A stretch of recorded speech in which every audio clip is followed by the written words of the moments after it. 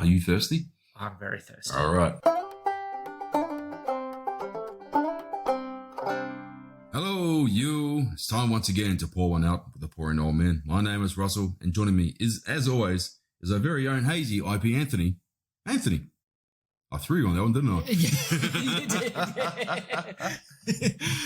I'm well. How are you? Are you sure you're not a hazy IP Anthony at the moment, mate? Yeah, I know. Maybe I've hit the beers early on. Do you have an overwhelming sense of deja vu for this episode 4? Something weird about this was, isn't it? Yeah, it does sound very familiar. Yeah, it's almost as if someone didn't hit record at the right time last week and went to re-record this intro, but that would never happen. We're completely professional set up here, aren't Exactly. we? That's the secrets of the industry. Right? Absolutely. Yeah, we just won't record that part and no one will ever know what happened. Exactly. Yeah, anyway, so we are the Pouring Old Man. We are two old timers sitting on our back porch talking about the beer we love.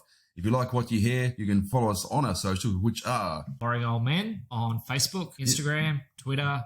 And YouTube now as well. Yes, we are on YouTube. We are on YouTube, yes. So make sure what are they? I've been trying to memorize what they always say in YouTube videos. So make sure you hit the notification bell. Yes, subscribe and hit the notification bell so you get reminders. It used to when be the new easy on episodes. YouTube. You just subscribe and that was it. But now you have to hit the notification bell as well. Yes, so love everyone to get on there, comment, subscribe, and yeah, ding the little bell. Yeah. And of course, whatever platform you're listening to this podcast on, subscribe, follow, give us 6 stars if you can. 7 would be even great. Do you go up to 7 stars? I don't know.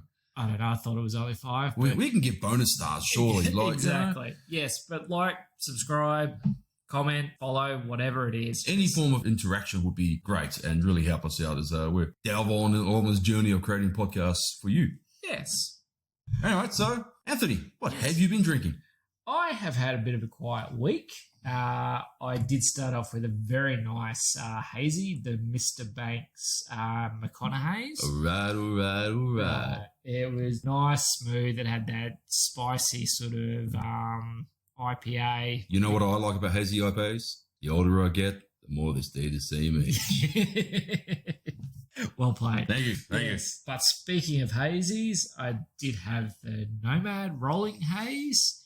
Yes, and how did that go? I'm always, I'm never confident about cracking into the Nomad beer. Yep. I've had a couple of nice ones. This was a disappointment. To start with, it was pretty much clear. Clear hazy, start. right? Yep. Particularly after having the McConaughey's next to it, which was just cloudy, just juicy, fantastic. Kind of like chalk. I was going to say chalk and cheese, but probably like chalk and see-through chalk, I guess. Yes, exactly right. Or chalk and Swiss cheese. Yes, there you go. The Rolling Haze, it tasted all right, but yeah, it was just not up to what I wanted. Mm-hmm. Other than that, I did have a fridge filler, the Cricketer's Arms Session Ale. It's been a long time since I had the old Cricketer's Arms. Yeah, the Session Ale I don't mind because it's just it's a light, I think it's like one standard drink. Just something to wet the old whistle. Yeah, it's a good one in the warm weather just to knock back a couple or after a nice strong craft beer to finish off with that one. Yep. Always find I need something like that. Like I come up from work and if I start cracking into the 8% double IPAs or anything like that too soon, then I'm in trouble later. So you just need something to moisten the throat. That's it. Just give you that beer taste and then quench the thirst, then you can start tasting the good stuff. Exactly right. What about you? What have you been drinking? Well, I actually forgot to mention this last week. Last week. Yes, last week. Because this is still the same episode 4.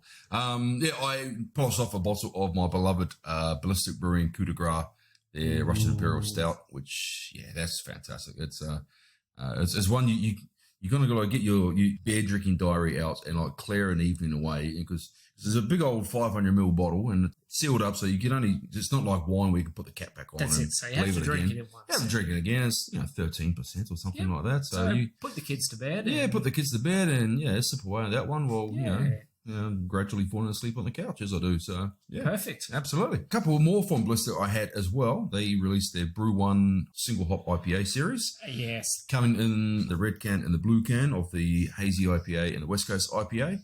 My first time I tasted them, I was all about the hazy. The hazy was fantastic. Yeah. Better. The West Coast grew on me as well. They're both super beers. Like, they're just really good tasting. Whenever they do that, or each year when they do that, they are fantastic options to go out and get. It's a great way to educate yourself about what different hops do to beer as well, and it's also a good exploration of the characteristics different hops have. In particular, like I probably mentioned, I think last week that I love the old Sabro hop, and this is exactly how I discovered Sabro, was by having a Sabro IPA at Ballistic, and other breweries do it as well. Yes, funnily enough, episode 5, I'll actually be talking a little bit about that too. Absolutely. The other couple I had a Berliner Weisse off. So I had 2 Berliner Weisses. Weiss. Yeah. One from Revel, which was their Strawberry Kisses Berliner Weiss, and one from Wayward Brewing, which is a Raspberry Berliner Weiss. I'm just saying Weiss in as many different ways as possible, and one of them's going to be right. If there's a German listener, do get back. Let me know which one's right, and I'll go back and edit that one in. But yeah, of the two, they're both nice. The Revel Strawberry Kisses, strawberry wasn't as prominent. Like, strawberry's a hard flavour to really have dominate a beer. So, it was there. It was nice. It's fine. Whereas like the raspberry was a lot stronger taste and just more satisfying. It's a good fruity. It does have that raspberry pop to it. So, speaking of which, might have to go ahead and get that this week. It's a good summer warm weather drink. Another one I had the Sea Legs Brewing. They had a Oktoberfest special with a Marzen. Yes. Which I think is probably the first time I had a Marzen beer, and it's really nice. I really, more of the malty, almost caramelly kind of characteristics to the beer. And like amber ale? Yeah, very much like a sort of amber ale sort of colour, and had that sort of, almost like a light smokiness to it coming through, and just, really tasty. Just, good. And they came in one of the big old 440 ml cans. Even better. And that disappeared relatively quickly as well, so... No, that was really good. And the other one, I went back to the Bent Spoke Crankshaft IPA, which I've had that in the past. I thought it was fine. I didn't think it's special, but I was always put off because they had those open top can designs where you pop the lid off the can and the entire top comes off. And first time, it's a bit of a mind trip. It's a bit of a surprise when you rip off the entire top of the can and you think, the panic. I've been working out this week. But and they've got the normal can now, and I quite like it. So there you go. Nice. But yeah, that's all I've been drinking. So I reckon it's time for a bit of show and tell. I think so. You reckon they notice that this is a re-record? Not if we edit it properly. I think we got away with it. And that takes us to round 1 of Show and Tell. Show and Tell, of course, where we both bring a beer to the glass, share it with everyone, and we'll let you know what we think. And up first is Anthony. What have you brought to the glass this week? I have bought a collab beer this week, so something a little bit different. It's from Revel Brewing and Currumbin Valley. It's their Oat Cream IPA. So I am excited to try this one. I have been excited too. It is... I believe already sold out at their locations. Yeah, this is their second release of this one. That sold out pretty damn quick first time around as well. Have you had an oat cream IPA? Anything oat cream before? I haven't had one yet, so I've actually got another one in the fridge, which maybe next episode we might bring out, or maybe sometime soon. Yeah. Now, I've got a vested interest in this one because I've got a 4-pack sitting at home waiting for me that I haven't cracked into yet. So it smells great straight out of the can, quite fruity. And colour-wise, it's that crystal clear sort of almost an XPA. It's got a light haziness to it. Like it's you hold it up to the light, it's glowing. It's hazy rather than cloudy. There's a bit of sediment in there. I hope it's sediment, unless you don't clean your glassware properly. So with this one, it's a collaboration of forest and city, born out of a mutual love of good beer, floating on a cloud. I was just going to say, it smells pillowy. Well, funnily enough, is that a like fragrance someone's doing? This oat cream IPA is both pillowy and dreamy. You can. Is it made with real pillows? Maybe. Brewed with malted oats and oat milk no for the pillows. Luscious mouthfeel and haze. It's jam packed with our favourite hops for that juicy flavour we've all grown to love. It's just got that the fragrances, that just that comforted and all round sort of fruity. That's what I say, like pillowy. It's just that light, fluffy kind of fruity smell. So it's a 7%, so 2.1 standard. Is that 7%? I wasn't expecting it to be that strong, to be honest with you. So let's have a crack on this one. Now, I've seen around the social a few people getting confused with the Revel labels with the pink on pink. This is another pink one, so... Apparently people don't read. if only they put some of those little lettering things on the can, it'd be handy. Funnily enough, though, their standard IPA is that sort of pink colour, so maybe the the light pink is their IPA and the dark pink is their strawberry. Yeah. That would be the easy one to go with. That's right. But people out there, read the labels. It's not hard. I'm sure by the stage you're actually able to buy beer you can read. So do attempt that. And you can at Russell for any of those complaints. I think we just lost half our audience. Yeah. Although I imagine most of our audience can read. Like, we're not 4X drinkers after all. True. There goes the other half of our audience. We did mention me being payout on them last week, so we're cutting down on our audience. Definitely the mouthfeel is that very light. It's not that sort of bitter dryness of it. There's a soft bitterness to it, but... Yeah, it's not, I guess, that not dry sense that you get. But, what is an oat cream IPA? If I was to describe it, it's a typical IPA. Like you've got that resin, that pine, that sort of typical sort of bitterness that an IPA brings, but it's not first sort of hit on the tongue that you get. It's sort of a softer feel to it. The fruit flavour is not as punchy through the palate as what it smells. Yes. And that's not a bad thing. It's there, it's going around. Bitterness pops up every now and then. Yep, but it's not a lingering bitterness either. It's sort of just, you get it and then it's gone sort of thing. So now, based on its oat cream, I was expecting probably more creaminess to it, but I don't know whether it's just a name of the brewing method. Or... Yeah, and it's not as hazy as I'd initially anticipated. Not a criticism of the beer, it's more of a criticism of my lack of knowledge of what oat cream IPA is. Yeah, clearly we know nothing about the brewing process or... It does seem to be one of the new, the trendy things to do a version of. Yeah, something a bit different, which is good. I like the fact that they're trying different things. Makes it more enjoyable. I'd much rather go do something different. That's quite nice. I really do like that. It's a very light IPA. So I would say if you're not a big fan of the IPAs normally, this would be a good introduction. It's not as full on as say Ben Spoke Cluster 8, where you're getting a whole heap of that dank. And it's not your Neepers and New England IPAs and the hazies that have the overpowering fruitiness. So if you walk straight into one of them, it's a regular craft beer drink, a regular beer drinker. Have a fruity beer, it's like, oh, that tastes like orange juice, whatever. So this is a nice sort of balanced... Sort of that good in-between point where, if you were sort of just branching out into craft beer, it'd actually be a really good introduction. Now, you did say this is 7% as well, and you do not taste it being 7%. This is very easy drinking. Yeah, I'd be worried on a nice warm day smashing a few of these. And I'd be worried if I was cooking the barbie and I had a couple of these cans, I'd probably burn the sausages because I'd fall asleep on my chair. So there's not have like a maybe a light sour beer or something like that while you're cooking it, and then when this is one to have with food. Yeah, have with the food, not while you're cooking the food, I suppose. That's it. Start off on a session ale or something like that to begin with, where they're at the one. It's a new category burn. It's a burnt sausage beer because you drink this and you fall asleep and you burn your sausage. That's not a euphemism. Okay, let's move on from that. Well, I don't go to those sort of parties, No, you like leaving your keys in the bowl, don't you? I always lose my keys. That's the problem. That's why you don't get invited to those parties. Well, we'll continue to sip away on that. I reckon it's probably time for the news.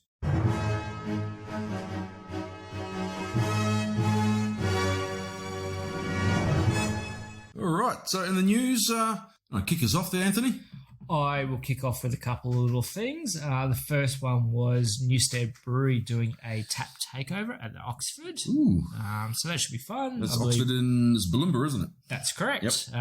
So food, drinks, sounds like a good time. So that's on Friday. So I may have to poke the head out there and have a look at that one. The other one that I saw was Helios doing a beer giveaway. So do check out their Instagram. How do you win that?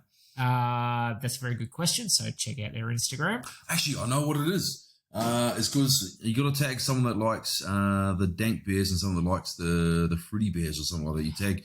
You tag two mates on their Facebook thing, and you can win 2 cartons of beer. I think that might be what it is. Something along those lines. But yeah, check out our socials for it. It'd be a good competition. I don't know why we're telling people that, because I don't want anyone to win it except for us. True. So don't enter. Check it out. Just buy the beer. We made that last part up. It's not true. They're not giving away any beer. In fact, they're charging you double for the beer. Do not enter the competition. Exactly right. The other one I thought would be a good one to mention is My Beer Dealer. So they're currently based in the basement, I guess, of Brewski at Milton. I've never been to My Beer Dealer. They've got a pretty fearsome reputation as being the place to go for beer in Brisbane. Exactly right. So they are opening a new location. Unfortunately, it's further on the north side. It doesn't help me at all.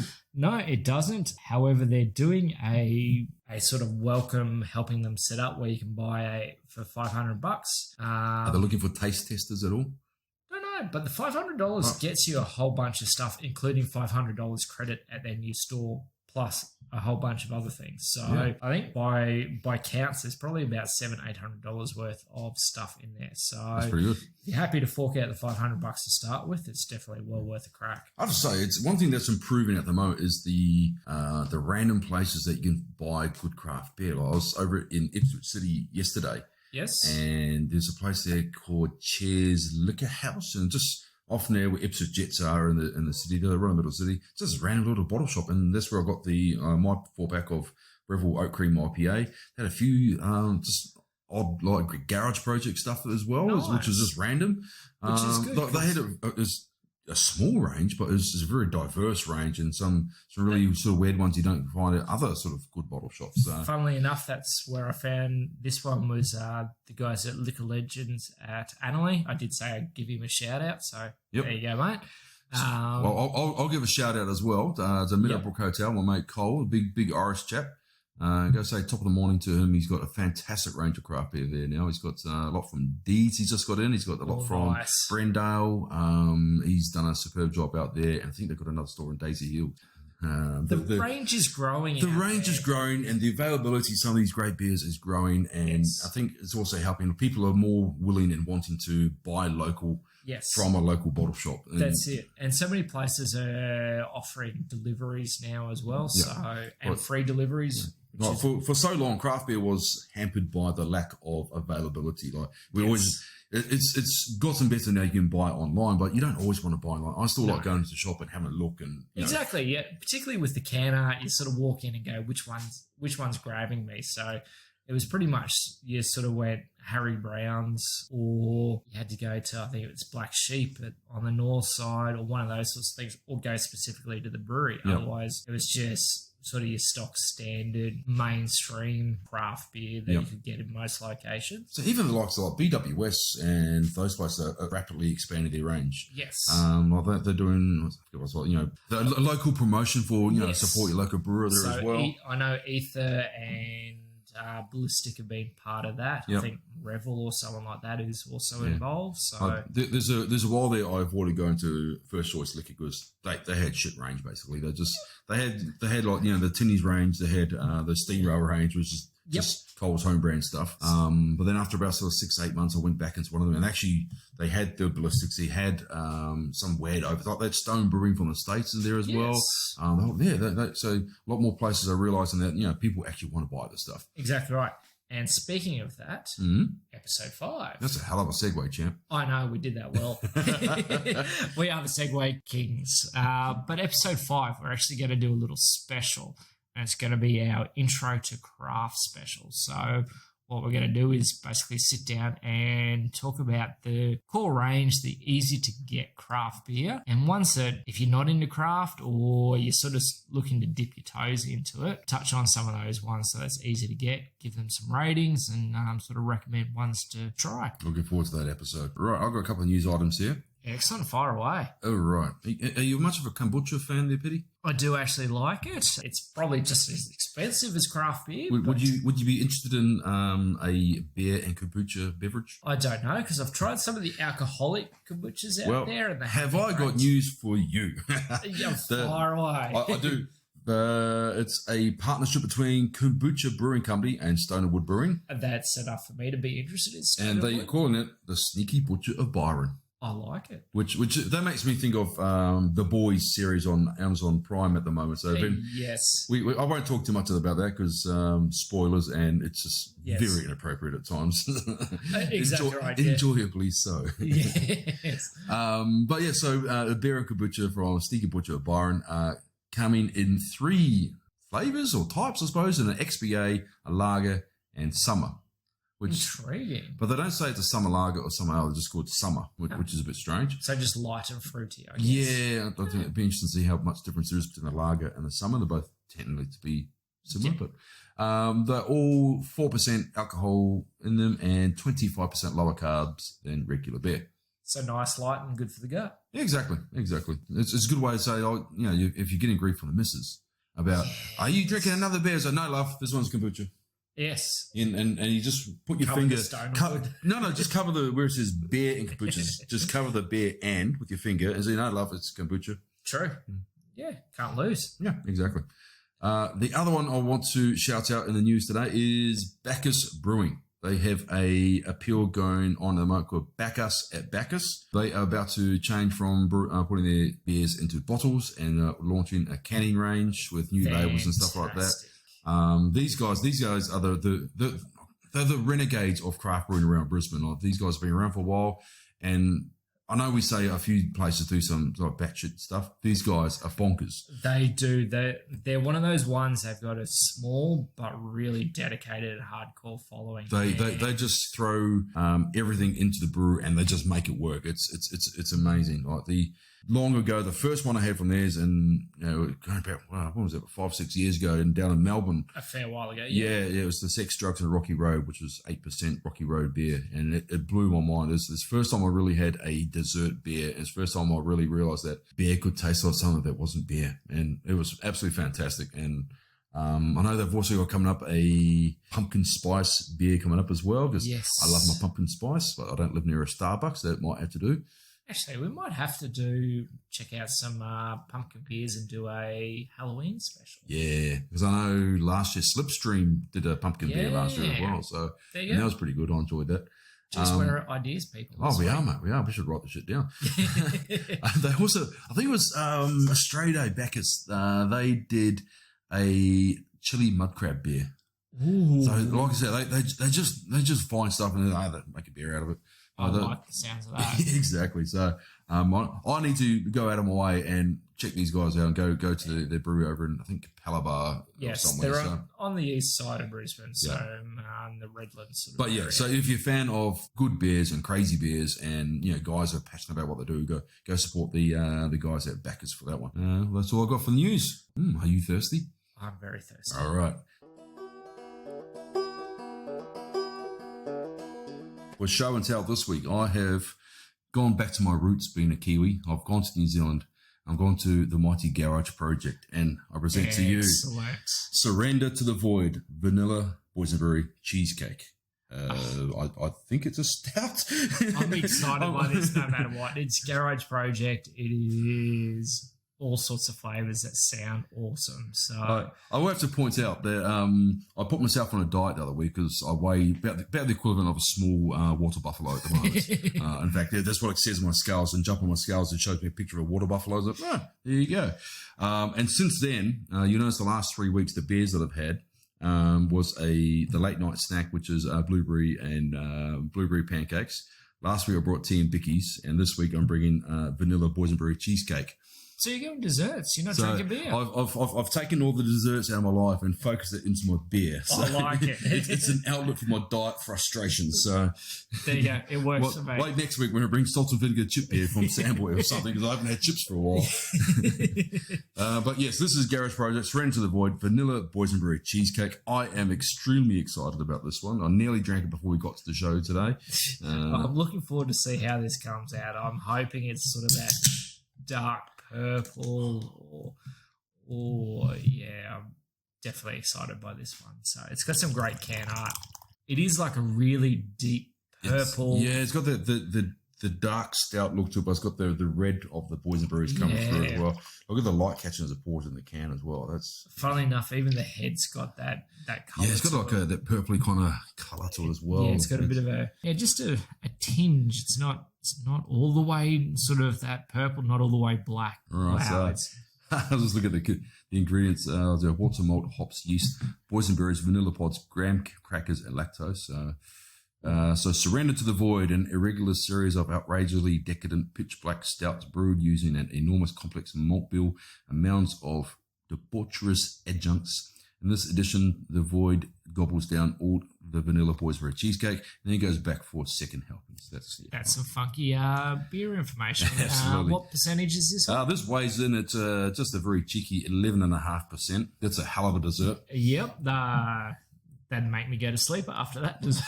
All right. The smell is, it's a fruity stout. You've got that stout, sort of that. It's got that bitter, almost like a black forest kind of smell to it. You know, that dark fruit. Actually, that'd be the best sort of, if you were picking up a black forest cake and sort of sniffing it, that'd be what you'd be getting. It smells tremendous. You want to have a crack on that one first? But yeah, the can art's fantastic. It is just random sort of arty. You've got aliens, tigers, the middle eye. Oh my word!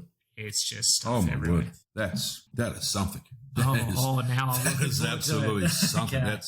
It's intense. It's intense with like the your normal sort of stouty or dark chocolate characteristics, but then it's got the almost like boysenberry syrup kind of flavor, like darts in there as well. But it's smooth and it's robust, and oh my goodness, it changes too. Like the initial is that sort of chocolatey stout where you're thinking, oh, that's a stout. Yeah. But then suddenly you get that fruit. But you still get, you actually get the lactosey creaminess to it that comes through like a cheesecake. Yeah. I've been quite critical the last couple of weeks of these beers that, try to be foods and try to be something and it tastes nothing like it. You can't say about this. This does taste like a boysenberry cheesecake. You give that one a crack, there, Pity. That is, for someone who doesn't drink a lot of stouts, that is exceptional. Like, it's like I said, it's intense. There's a real robustness to it. It grips your palate and it strangles it and says, look at my ingredients. There's our boysenberries. Yeah. Wow. Like I love the boysenberry sours. Ether does that, Written in the Stars, which is a fantastic boysenberry sour. But it has that boysenberry sort of tart fruitiness that the boysenberries have, but mixed in with chocolate, mixed in with bitterness, mixed in with creamy sort of that cheesecakey sort of flavour. It's the ultimate compliment to a beer when you hold it upside down for an extra few seconds. Just get the last extra. Oh, there you go. A little bit came out. There's a little bit there. It was well worth it. There's always more toothpaste in the tube. There's always more beer in the can. Yeah. And that is wow. Garage project. Well done. That just blew my socks off. Yeah. That is really good. I would say we'd be talking about the best beer we've tasted on the podcast so far. Oh, hands down. That is, I'm blown away just by the intensity of it. Yes. I've had a few sort of fruity, stouty things. Like there's a Tinnies one randomly. There's I think raspberry. No, was it raspberry coconut stout or a cherry coconut stout? Something like that. Yeah. And it tastes like stout. And if you focus deeply enough, you can kind of taste the remnants of a small cherry floating through, and it's there. It wasn't much, and often they don't get the balance right of the stout and the fruit, and you just end up with stout. But that is, they just dialed everything up to 11 in that one and threw it at you. And it's interesting too, because one of my big gripes about stouts is they can tend to be really quite bitter. And it lingers for a long time. And that's something I love. Like that's what I love with stouts. I love the dry bitterness and stuff like that, and it is what puts off people that don't like stouts. Yes, but this has sort of that initial pang of bitterness that you get with the stout, and that sort of dark chocolate where you get in that 99% sort of dark chocolate, but it doesn't linger because that fruit takes over as the aftertaste. So it is an exceptional beer. I'm really impressed with this one. If you do find it, go get it. Yeah, if you love a decadent stout and not bright, just a big heavy stout, give it an absolute bill. It's so good. I'm just taking photos of it right now. You see that on socials very soon. We might have to put that one up today. It's that good. Yeah, wow. This is very rich.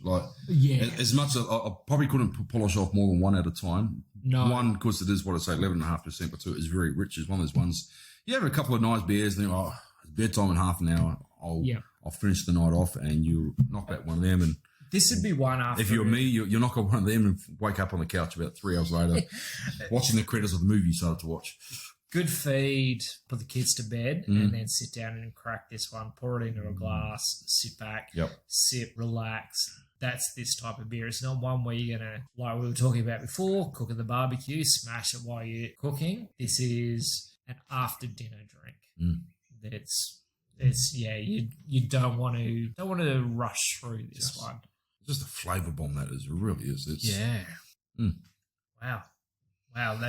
I'm thoroughly impressed with this. Yep. Garage Project does it again. They do. It's there's a reason why they're so highly regarded. Honestly, like if you ever seen the New Zealand hottest 100 list for Gabs that they do, it's the hottest 100. I think last year was like 26 of the hottest 100 were Garage Project. It's like 23 were Chur Brewing, Behemoth Brewing, which depends which side of Tasman you're on. So half of the titles 100 is made up from 2 breweries, and there's a reason why. It's just they're very dominant.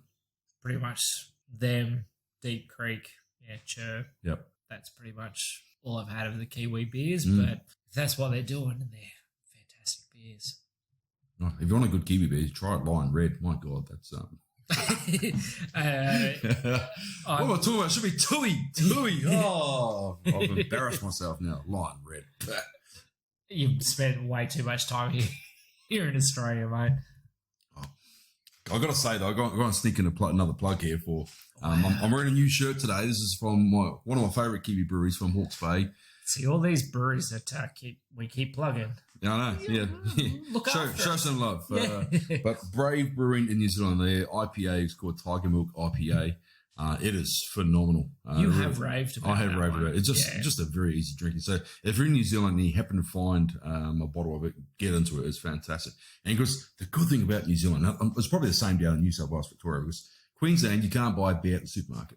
No. And the tax is really high, so expensive. Whereas you go to New Zealand, you go to the supermarket, and like it's like walking into my beer dealer. Like there's Garage Project everywhere. There's like craft beer everywhere. This is New World and Countdown, all those sort of supermarkets. And so the equivalent of Coles and Woolies. Yeah, absolutely. And they have local breweries as well. So Brave Brewing and Hawke's Bay, where I'm from, like Zealandia Brewing is just a smaller one out in some paddock. They have their beers in the local supermarket. Like it's just so Hawke's Bay is good for wine. Yep. Good for beer. It's good for growing produce, and so it's good for all these things like wine and fruit and stuff like that. So hence why it's a Food's good too. Food's great. Seafood is outstanding. Like it's there you go. Yeah. So I think New Zealand tourism. I think Hawke's Bay tourism needs to give me some dosh for that one, hey? Yeah, that's a massive plug. Yeah. All right. So ratings, Revel Oat Cream, it was good. Yep. I'll give it a 7.5, I think. Funnily enough, because I'm looking back at last week, so we had a couple of West Coast IPAs. Yep, I think I'll go to a 7 and 6 is. And again, I'm leaving a lot of room for the exceptional beers to get the high score. So 7.5. That's the highest I've gone so far. So Midnight Snack from Range is the highest I've gone, which was 7.5. Yep. But I think I gave the Reanimator from Deep Creek a 7. So I'd give Revel Currumbin, I think probably a 7.5. Yeah, I'm tempted to go an 8, but yeah, I'll go 7.5. Yep, I've got to leave a little bit of room there. And there's nothing against Revel because I haven't had other oat cream IPAs. I actually don't know whether that's a good oat cream IPA. Like I got nothing to compare it to. So I'm kind of leaning the same way. Like it's if I had other oat cream IPAs and I could compare it to, I think, well, that one was better. But I can't say that. So I'll give it a 7.5. Yeah, you know what? So it's a 7.5, but room to grow Absolutely. as far as my score goes. Yep. But the key one, the Garage Project, what is it called? Surrender to the Void. Vanilla boysenberry cheesecake. What are we ranking? I'm giving it a 10. Wow. Okay. I'm sorry. There's our first 10. I'm giving that a 10. That is that ticks every single box that I want from a beer. Like it's big, it's bold, it's packed full of flavour. It's a stout, so I love it anyway. But it's got the sweetness, but still got the robust, it's got coffee, dark, chocolatey kind of thing, but still got the fruity flavour. Yeah, I'm giving it a straight out 10 out of 10. That's brilliant. Coming from someone who doesn't drink a lot of stouts, you will be surprised at this score. Now, I'm not going to give a 10 just because I've got to leave myself some room. However, I will be giving this a 9.5. That's how good this beer is. So, whilst I sit there and take another sip, that is cracking beer. Yeah.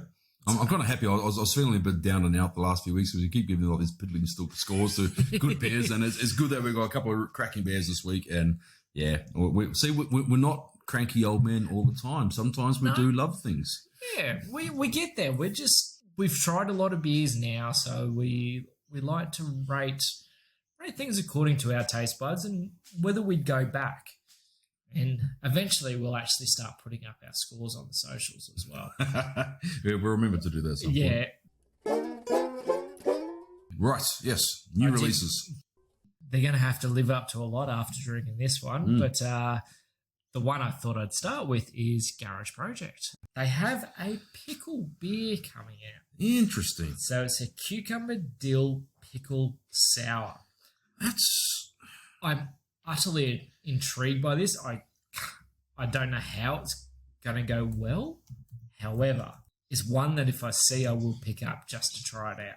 The problem I have, this is a bad problem to have. It's like the beer we just had, Vanilla Boys Berry Cheesecake, it tasted like Vanilla Boys Berry Cheesecake. So I have no doubt that when they do a pickle beer, it's actually going to taste like pickles. Yeah. Like how is that going to go? Which, funnily enough, I like pickles, but I like them on my burgers or something like that. So maybe if I have a burger for lunch and then drink the beer, it might work well. So I'll remember that. Garage Project have also got a German Bretzel ale coming out as well. Did you say Bretzel or Bretzel? Bretzel. It has a pretzel as the can art, but Bretzel. So I'm intrigued by that as well. So hopefully we do see them across the ditch here. So definitely intrigued by that one. Deeds Brewing. They have a barrel-aged Pilsner. So I wrote that one down because I thought that'd be up your alley as well. It would be. Range Brewing. They have an Oak Cream double IPA coming out. So now having tried the Oak Cream, now that'll be a good comparison, actually. See how it stacks up against the Revel and Currumbin. So yes, so that'll be interesting. They've also got Leave No Trace, which is a pale ale, low alcohol one. So I think going forward we might have to do a low alcohol / alcohol free episode as well. So rate some of those beers. Does kombucha beer fit into that one as well? I reckon it might have to. So it's beer but not beer. Now, another one that I saw was Hope Estate. They have 4 Oktoberfest beers coming out. Oh, they're going crazy with that one. That's it. So they have the Fizz beer. They have an Imperial Hef. They have just a standard Hef. So realistically, you're going to go the Imperial. Yep. And then they've got a Munich Lager as well. So I would definitely be looking for the Imperial Hef on that one. I'm skeptical when someone just calls something like a Munich lager or something. Is it just a lager through Munich on the name, or is it actually good? Apparently it's... Or it'd be like taste like Beck's or something like that, one of those. Who knows? But the Imperial Hef I'd be keen to try out. Another one that I'm quite interested in is the Archer Brewing, is the Blueberry and Marshmallow Pale Ale. Archer Brewing. Now, I've only tried one lot of their beers, and it did not go well. Yeah. Now, granted, the beer was like on special for like $2 a can because it's been sitting on the shelf for about 12 months, and I think it's about a month past expiry, which is never a good sign. No, and with craft beer, you do have to be careful of those. And it wasn't good, but again, it wasn't old beer, so benefit of the doubt. Yeah. And knowing the bottle shop that I got it from, I'm not going to say where, but it probably sits in warm somewhere, not being loved, and I'm surprised they didn't overcharge me. Did you happen to work for that? No. Okay. I thought that may have been why you were avoiding mentioning. No, because I still go to the bottle shop and they try to overcharge me every single bloody time. So avoid that bottle shop, I'd say, in the western suburbs. So around the Richlands area. What? Huh? There you go. So avoid it. Just make a note of the prices on the fridges when you go to the counter. Double check things. Just compare. Yeah. But they're the ones that I'm sort of looking for. Yourself, what are you looking for? Well, Burnley Brewing. This is, I think, the second time I mentioned Burnley Brewing on the show. Burnley Burnley. Burnley. Like the football team, but not as exciting. I said that, episode 1. Callback. Yes. They call that a callback in the podcast game. They have got Take It Easy Mango Pineapple Lager, which sounds nice and fruity and tropical. That could go right. Akasha Brewing, since the rebrand, the Aussie board during lockdown had all these great ideas for the Akasha Projects label. Good on them. They had I think the Double Hazy they released, came that out. They recently brought out the Eagle Quadruple IPA. Yes, which is getting rave reviews. Which only came out a couple of weeks ago. Now they've got the Double Queen, which is a double red IPA or red double IPA, one of those two. Whatever you want. Yep. Yeah. So that's come out as well. And again, continue on to me finding beer as my outlet for sweet things. Yep. I think coming out this week at time of recording is Mr. Banks. Got 3 beers coming out, and of course the one I picked out is the Fat Man Special. It's Waffle House, 7.6%. It is a blueberry, waffle, and coffee imperial pastry sour. Funnily enough, I had that noted as my beer of the week to try as well, but I thought that was definitely one that was calling out to you. So we will keep an eye out for that one, because that does sound really good. Oh, that's actually jogged my memory of beers I had this week as well. Let's throw back to that. Oh.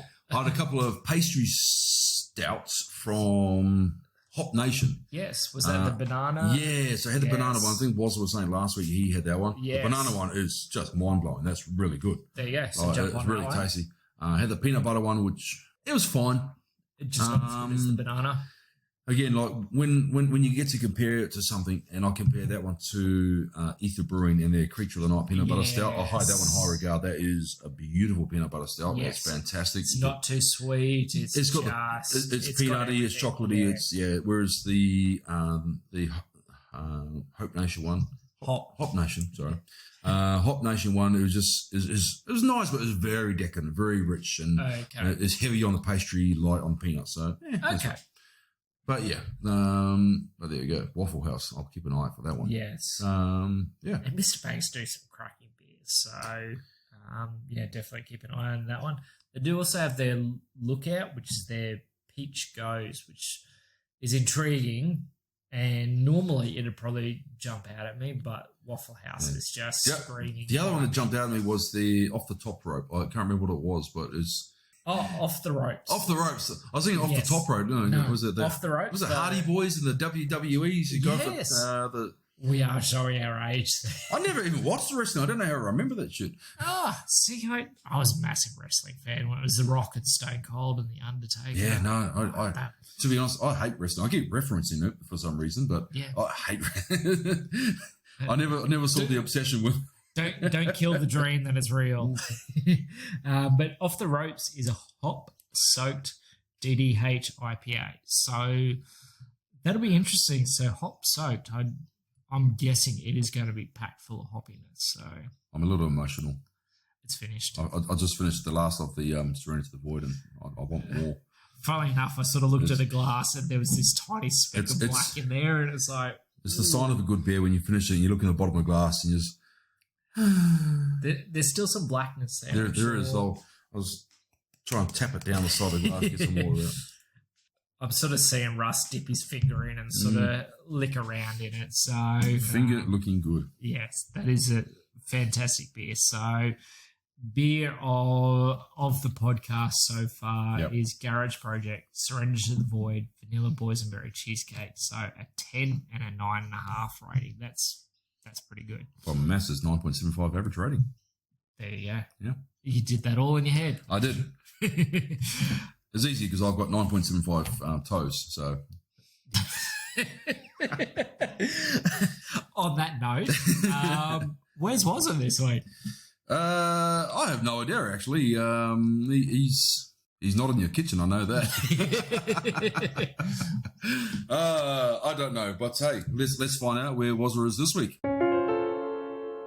G'day guys, this week on Where's Wazza, I'm in Happy Valley Brewing in Stafford. Now this has only just opened its doors about 2 months ago, right in the thick of COVID. You know, well done to the guys for pulling out all the stops to get this happening.